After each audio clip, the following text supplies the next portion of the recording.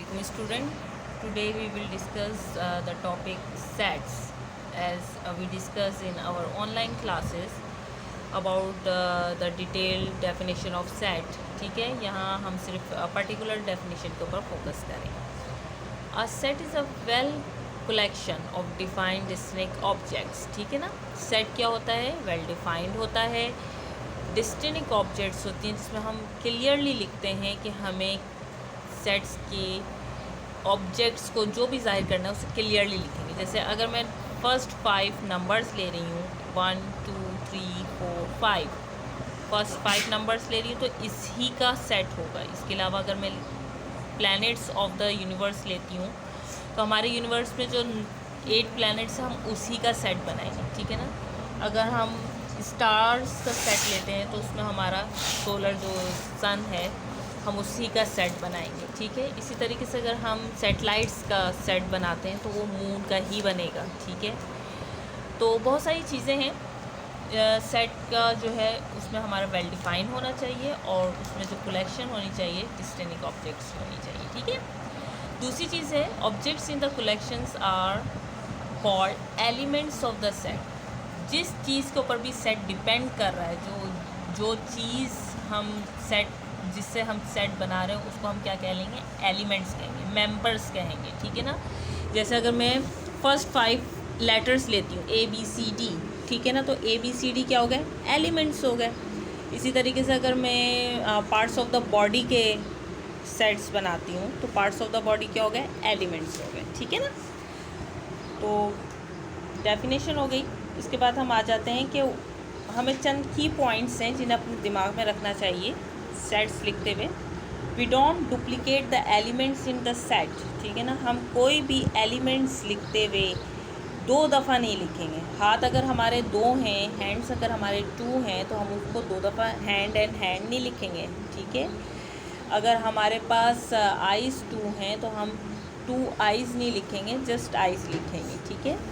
इसी तरीके से कोई भी एलिमेंट डुप्लीकेट नहीं होना चाहिए, कोई भी एलिमेंट बार बार रिपीट नहीं होना चाहिए. जैसे अगर मैं एक सेट बनाती हूँ 1 2 3 4, ठीक है, और 4 को 2 दफ़ा लिख देती हूँ तो सेट डेफिनेशन के ज़रिए अगर मेरे पास एलिमेंट्स बन रहे हैं 1 2 3 4 और फिर 4, तो फिर इसका मतलब है कि वो सेट की डेफिनेशन के अकॉर्डिंग नहीं है क्योंकि इसमें 4 2 दफ़ा रिपीट हुआ है. ठीक है ना. Okay. We separate elements by a comma. ठीक है.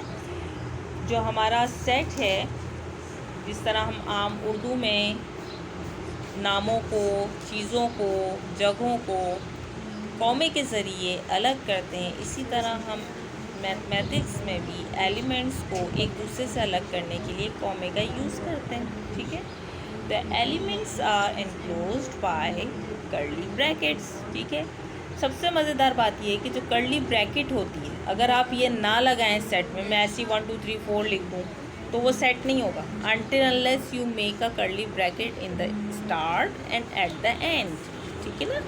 जब तक शुरू में नहीं होगी और जब तक आखिर पर नहीं होगी तब तक ये हमारा सेट नहीं बनेगी. The name of a set is always showed by the capital alphabet.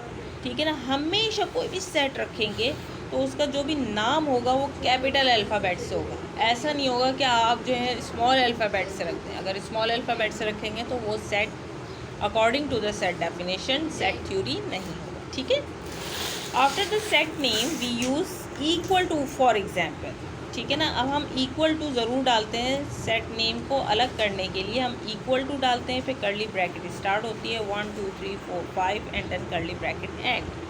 This is an example of typical set. ठीक है ना. ये सेट है 5 स्टार्टिंग नंबर्स का, नेचुरल नंबर्स का.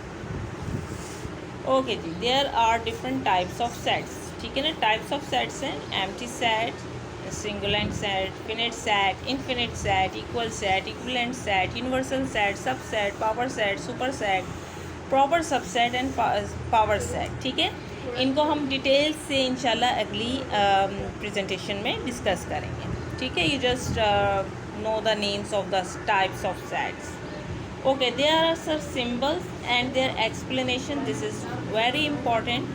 और आपने ये सिम्बल्स और नेम्स और इसकी एक्सप्लेनेशन, ठीक है ना, एज इट इज़ कॉपी के ऊपर उतारनी है। This is your homework. Okay, अगर हमारे पास सिंबल यूज़ किया हो इस तरह 2 कर्ली ब्रैकेट, ठीक है ना, तो these 2 curly bracket without any elements inside it is called empty set. ठीक है, एम्प्टी सेट है ये। Explanation of intersection A intersection B, ठीक है ना, ए इंटरसेक्शन को हम ये जो बीच में ए और बी के बीच में जो एन उल्टा एन सा लिखा हुआ है ना, उल्टा एन, इसको हम कहेंगे इंटरसेक्शन। ओके, इंटरसेक्शन के बाद आ जाता है union. This is a very common terminology we are using in set theory. और ए बी के दरमियान ये छोटा सा जो यू आपको नज़र आ रहा है, this is a symbol of union. ठीक है, union sets belongs to set A और सेट बी। अगर हमारा सेट ए गिवन ये है, मैंने इंटरसेक्शन आई थिंक आप लोगों को थोड़ा एक्सप्लेन नहीं किया, यहाँ पे बता दूँ। ए सेट ये था, बी सेट ये था। ठीक है, तो ए सेट क्या है कि हमारे पास यहाँ पे कॉमन सेट्स क्या निकल रहे थे, 9 एंड कॉमन नंबर्स निकल रहे थे 9 एंड 14।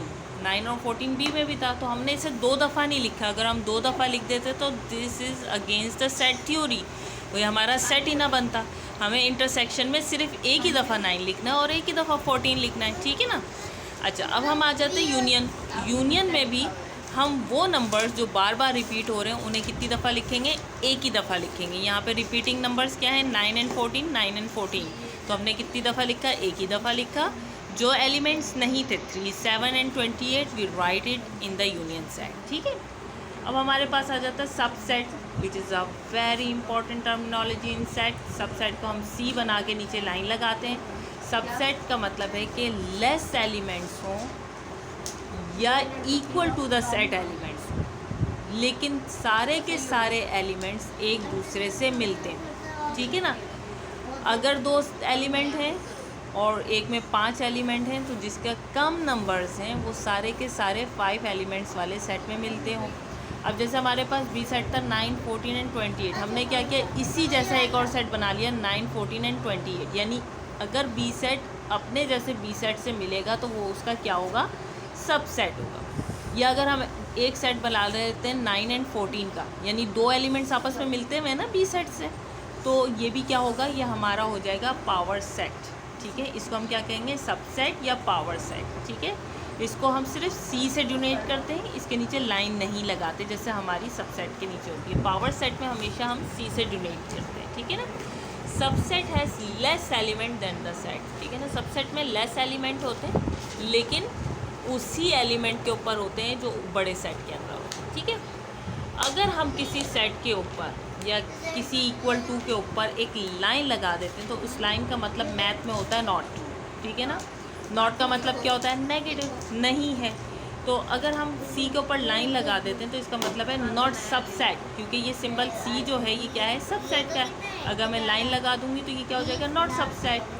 तो ये हमारा बताता है कि ऐसा एलिमेंट जो बिल्कुल ही नंबर मैच ही ना करता हो सेट से, तो उसे हम कहेंगे नॉन सबसेट या नॉट सबसेट। ठीक है ना। जैसे 966 हमारे पास एक सेट था, तो 9, 4 और 28 दूसरा सेट था, तो इनमें तो कोई नंबर मिलता हुआ ही नहीं है ना, तो उसको हमने क्या कर दिया, क्रॉस कर दिया कि ये बिल्कुल भी सबसेट नहीं है। ठीक है, सुपर सेट। सुपर सेट क्या होता है, सुपर सेट को इंशाल्लाह हम लोग डिस्कस करेंगे। सुपर सेट जो होता है वो सेट ए है, ये क्लास 9 में वैसे डिस्कस होगा, लेकिन मैं आपको इसकी डेफिनेशन करा देती हूँ। It not be needed in class 8। ठीक है ना। A set has more element और इक्वल टू द सेट सी। ठीक है ना, या तो पूरे के पूरे एलिमेंट होते हैं या मोर देन होते हैं लेकिन इक्वल सेट्स होते हैं। ठीक है ना। बस आपने यही सिंबल्स, नेम्स एंड डेफिनेशंस आप लोगों ने करनी है कॉपी पे, बहुत अच्छा सा कीजिएगा। सेट की डेफिनेशन, ठीक है, एलिमेंट्स ऑफ द सेट ये आपको पता होना चाहिए। ये छोटा सा आप कीप इन माइंड या the way we are writing sets. ठीक है ना, ये है, ये चीज़ आज हमने पढ़ी। टाइप्स ऑफ सेट्स हमने पढ़े थे, empty set, finite, infinite sets, equal sets हम कर रहे थे, लेकिन टाइम की वजह से हम छोड़ दिया, तो मैं इसकी पूरी प्रेजेंटेशन अलग बनाऊंगी। ठीक है, hopefully you understand the lecture very well. अगर आप लोगों का रह गया होगा तो आप लोग इसको दोबारा सुन सकते हैं, दोबारा देख सकते हैं, इससे पढ़ सकते हैं। कमेंट्स में ज़रूर बताइएगा कैसा लगा। अल्लाह हाफिज़। भेजूँ? मिस मैंने इधर पढ़ सुन लेना।